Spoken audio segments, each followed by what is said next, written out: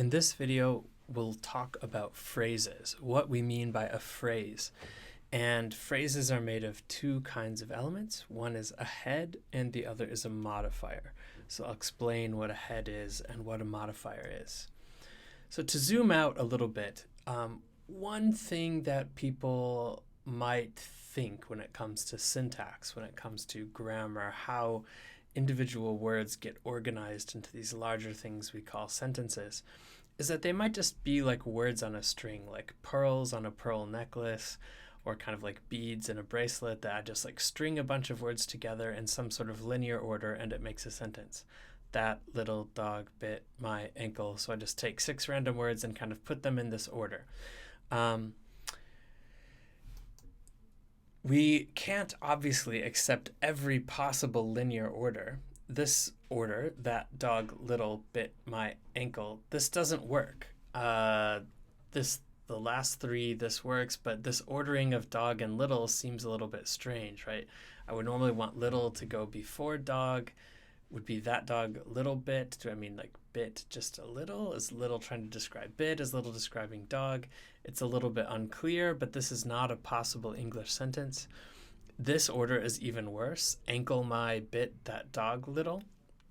This is not a possible order in English. This sounds really strange. That I guess ankle and then I would want my to go before ankle. This order seems okay. My ankle bit that little dog, but now all of a sudden I have a totally different meaning. Syntactically, grammatically, it's okay. It's a possible sentence in English, but semantically, it's very unplausible. How can an ankle bite a dog? I know that of all the things that are able to bite, an ankle is not one of them. So we have all of these possible orders of sentences, and some of them may be okay both in terms of meaning and grammar. Some may be okay in terms of grammar but not meaning, and then others may not be okay at all. That dog a little bit my ankle, I might be able to reconstruct the meaning, but that's not a possible order. And then this one is sort of bad in both directions. Well, it can't be the case that we sort of memorize sentences by all of their possible orders, and that we would learn one by one which orders are possible, which orders are impossible. You know, even with just a 6-word sentence, you'd have 6 times 5 times 4 times 3 times 2 times 1. So there's no way that you could memorize the possible combinations for just 6 words in a sentence, which ones would be okay and which ones aren't okay. Would there be any other ones of these orders of just 6 things that could be a possible English sentence? That dog bit my little ankle is maybe possible. I could say my dog bit that little ankle. So there would have to be some sort of way that I could predict which things can work together, which things can't. And this has to do with syntax. This has to do with grouping. So there would be a learnability problem if words were just lines on a string. There would be millions of sentences and you would have to learn the patterns of which ones are okay, which ones are not okay for any possible combination of words. But if we start to think about this, okay, we've got this sort of green elements. This would be dog, little describes dog, that describes little. They have to be in this order. This green things act as a grouping, and I can move this whole grouping to the end of the sentence, and it's possible. But if I start to change the internal order of those green things, like that dog little, then it doesn't work. This orange thing, my ankle, that would be sort of a grouping, and I can move this as a group, my ankle, but if I change the order of this, ankle my, then that becomes bad. And bit my ankle actually acts as a group of 3 as well. So I can say bit my ankle and then that's fine, but ankle my bit, I cannot say. My ankle bit, I cannot say. Bit needs to be the first one of that grouping. So we start to see that there becomes these patterns which are sort of interchangeable. Elements are interchangeable in these sort of groupings that get nested within another grouping. Order does matter, but it's order plus what fits inside of it, what possible combinations. You know, I could switch out ankle for dog because these are both nouns. So I have that little noun. I have this category. Any noun could fit into this slot. I could say that and my I could switch. My little dog bit that ankle. So my and that seem to be the same kind of thing because I could switch one for the other and I would end up with a possible English sentence. And this is what we mean by parts of speech or syntactic categories. What are words that could be swapped for other words, and all of that swappings where you could swap out one for the other and it would be a possible grammatical sentence. All of those words belong to that same part of speech, that same syntactic category. They are all nouns, or they are all adjectives, or they are all verbs. Another piece of data that we could use to look at this are some actual funny newspaper headlines. So these were newspaper headlines that were actually published in newspapers, but they had an unintended kind of funny second meaning. So lung cancer in women mushrooms. Well, it sounds like we have some female mushrooms who are smoking, right? And so they're getting lung cancer. Well, that would be kind of this reading, that we would have lung cancer as being a noun, sort of the subject of the sentence. I'm talking about a thing, lung cancer. And then this works for newspaper headlines because in newspaper headlines, we often eliminate verbs like to be. So lung cancer is in women mushrooms. And women mushrooms would also be a noun. This would be the thing that lung cancer is in. So in the funny reading, the unintentional reading, lung cancer is a thing, women mushrooms is a thing, and that lung cancer is in those women mushrooms. Now, the intended reading was not funny. The intended reading was for mushrooms to be the verb, not this hidden verb is. So it's lung cancer in women is the thing, and what that thing does is it mushrooms, which is a verb which means to get bigger, to get much greater, to become much more numerous, to kind of proliferate in the way that mushrooms do. But because it's unclear, am I supposed to interpret mushrooms as a verb, in which case the subject of this verb would be lung cancer in women, or am I supposed to interpret mushrooms as a plural noun, in which case women would be describing what kind of mushrooms they are, and then the verb would be is. So there's two different ways of reading this. The intended way at the bottom, lung cancer in women, is getting more of a problem, or the funny way that female mushrooms have lung cancer. Eye drops off shelf, the same thing. You could have an eye. What does the eye do? It drops. Drops would be the verb.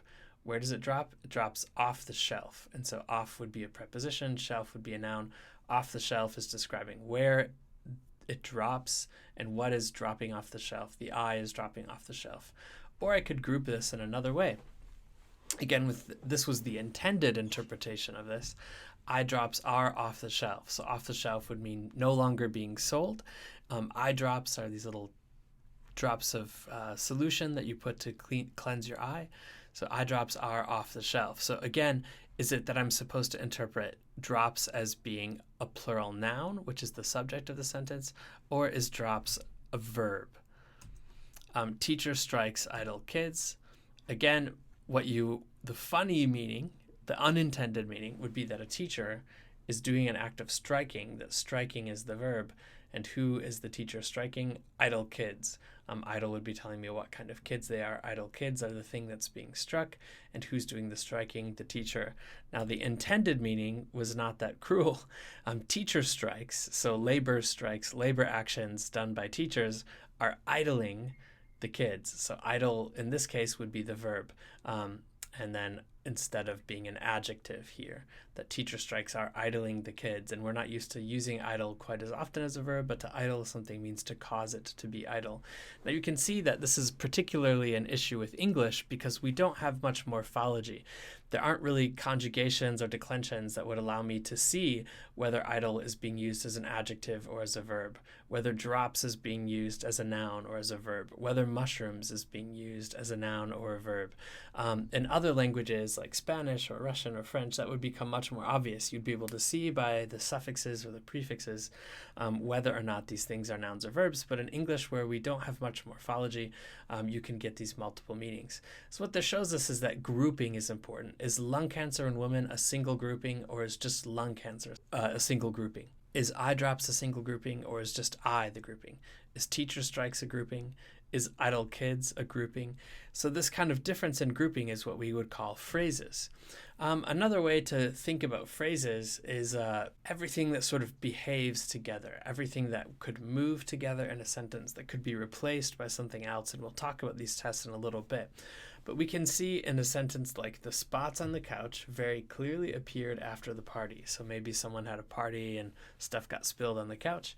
There's lots of different groupings in here. One thing would be the spots on the couch.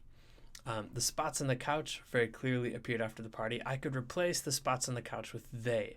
I could just say they very clearly appeared after the party. So because the spots on the couch acts together as a single unit, that's a phrase. And this sort of red box here is showing you that it's a noun phrase. Spots would be the head. This is the main thing we're talking about. And everything else within this box is just giving me more information about these spots. Couch would be another mini noun phrase. The couch would be a noun phrase, and couch is the head of that. The is giving me more information about the couch that I have here. On the couch, on would be a prepositional phrase. On would be the main aspect of this, and the couch is giving me more information about what is the nature of this on, that on the couch. On the couch is telling me where the spots are. The is telling me which spots. The spots on the couch is a single larger phrase. Over here, and this is the subject of the sentence. In the predicate, everything that's being done, the whole thing is a verb phrase. It's all sort of based around this verb appeared. I have an adverb phrase here, very clearly appeared. So very clearly, clearly is the head. Very is telling me how clearly. This combination of very clearly, this phrase is telling me how they appeared. The party, the is telling me which kind of party or which party I'm talking about. After the party is giving me more information about this preposition after. After what, and then this whole grouping after the party is also giving me more information about appeared. When did this act of appearing happen? So this whole thing very clearly appeared after the party would be the predicate or a big verb phrase. So I have a huge noun phrase here with lots of phrases, a prepositional phrase inside that, a noun phrase inside that. Here I have a big verb phrase with an adverb phrase within that, a prepositional phrase here with a noun phrase within that. So syntax is not just words on a string, words in a linear order. Syntax is done by these nested groupings. So one group within another group, within another group, within another group, sort of like those Russian Matryoshka dolls that are sort of embedded one within another. So any phrase that we find in a language is going to have a head. A head is that main element that all of the other things are describing. And all those other things that exist in the phrase, which will be giving me more information about the head, aka they're modifying the head. Because they're modifying, because they're describing, because they're giving me more information about that head, we call those other elements modifiers. A head won't have any internal syntactic structure. A head is sort of like the basic unit of syntax, but it can be made of more than one morpheme. So let's look at some examples of noun heads, verb heads, and adjective heads. We can see there's lots of different kinds of nouns. I could have a single noun like surprise. I could have a noun like undertaker, which is made of more than one morpheme, but undertaker acts as a syntactic head. It's a single noun which is being used in my sentence. Justin could be a noun head. Señoritas, I have some different morphemes within señoritas, but it would be a single head which could be described by other elements, like those pretty señoritas are at the party. Verb heads, again, we could have single morpheme heads like swim. I could have a complex head with a derivational morpheme here, an inflectional morpheme here, but in the syntax that would be treated as a single head, overestimated. Slept, I've got an inflectional thing here. Hablo, Espanol, I've got an inflectional ending here. These would be all verb heads. Adjective heads, and a simple adjective like red. Uber, soupy, this is kind of crazy, but like soupy, the soupy fog. Uber soupy fog, like the extremely soupy fog. I've got some derivational morphemes on this. I've got careless would be an adjective which is derived from a verb plus this sort of derivational morpheme. Buenos, in this case, it's an inflectional morpheme on the adjective, which we don't really have in English, but buen would be the adjective meaning good. Os would mean a plural marker for that. So all of these heads, even though they may have more than one morpheme or they may just have one morpheme, syntactically they act as a single element. The syntax is sort of blind to its internal morphological constituency. So we could think of a phrase as being projected out from a head. So a noun would head a noun phrase, or we could say a noun projects a noun phrase. So it would be the noun plus all of the things which are describing that noun act as a noun phrase. So let's say I have a noun goons, sort of like this word from the 1920s of some gangsters or something waiting for you in the alley. That would be a noun. And you could think of it like an umbrella. Up goes this umbrella. It's a noun phrase. And now there's room for a lot of other things to stand under this noun phrase, to modify this noun, to kind of give me more information about it. I have some goons. So which goons am I talking about? How many goons am I talking about? Some. That's its job as a determiner. In the alley, so this prepositional phrase is giving me more information about where these goons are. So some is describing these goons. In the alley is describing these goons. These are modifiers for this head and that whole collection. Some goons in the alley, that whole thing would be a noun phrase, which could be replaced by a pronoun like they. Some goons in the alley scared me. They scared me. Verbs head a verb phrase, or verbs project a verb phrase, like gave, which is a verb. So I have a verb, and then I've got this sort of umbrella that comes up for it. It's room for everything modifying the verb. An adverb like quickly could be telling me more information about this verb gave. The goons and her money, these are noun phrases, but they could be giving me more specific detail about this act of giving. What was the nature of this act of giving? It was giving the goons something. What were they giving the goons? They were giving the goons her money. Prepositions had a prepositional phrase called a PP. So a preposition like outside would make a prepositional phrase. So right outside, this is telling me how outside is it, how far outside. Right outside the cinema, outside what? So I have this notion of being outside, but right is giving me more specific detail about this idea of being outside. The cinema is giving me more specific detail about this relationship of being outside. So right outside the cinema, this whole thing is a prepositional phrase here. And adverbs would project an adverb phrase. So an adverb like quietly would project an adverb phrase. So almost as quietly as a mouse. So all of these other elements are all giving me more information about how quietly. I could have something like very quietly, so quietly. So this all is an adverb phrase. I could say something like, some goons in the alley quickly gave themselves her money right outside the cinema, almost as quietly as a mouse. You could put all of these different phrases together.